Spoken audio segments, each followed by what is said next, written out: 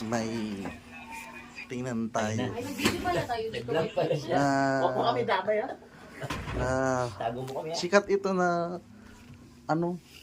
vlogger ata to guys. Ito kung kilala niyo to guys. Mr. Beast. Shout out kay Mr. Beast. Na-promote ka dito. Baka naman yung mga followers mo magpunta sa akin. Tapos guys, halaga nito guys, alam nyo guys. Grabe. Grabe guys, alam nyo guys.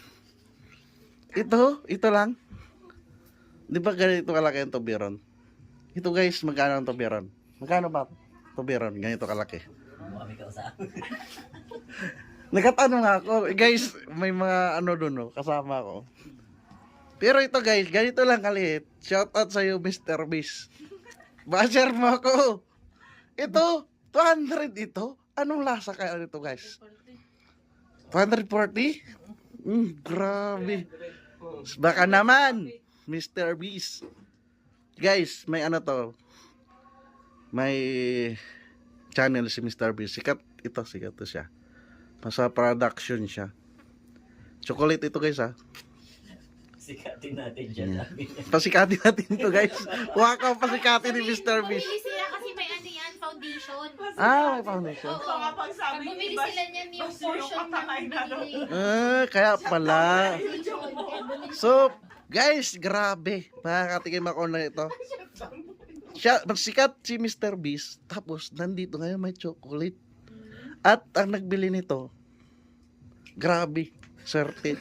Nakakatikim ako ganitong grabe yung chocolate na to.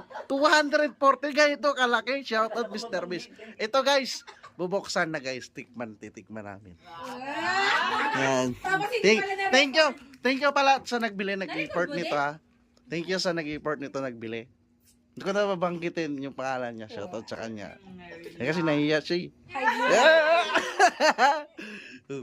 Kung nagsabi siya, banggitin ko, pwede rin.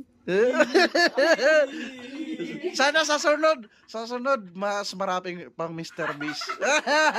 Di ba guys? Grabe. Nag-effort siya, mahalin pala ito si Mr. Beast. Ito guys, bubuksan na guys, tikman namin. Yan guys, shout out Mr. Beast. Thank you sa nagbili. Shout out sa kaya. Sana mas marami pang Mr. Beast. At ito guys, bubuksan ko na. Kung anong lasa ng 440. Grabe. Kasing laki ng tubiron guys. Mr. Beast baka naman. Yan. Yan, buksan na natin guys. Yan. Anong lasa nito? Oh, naglambot na guys.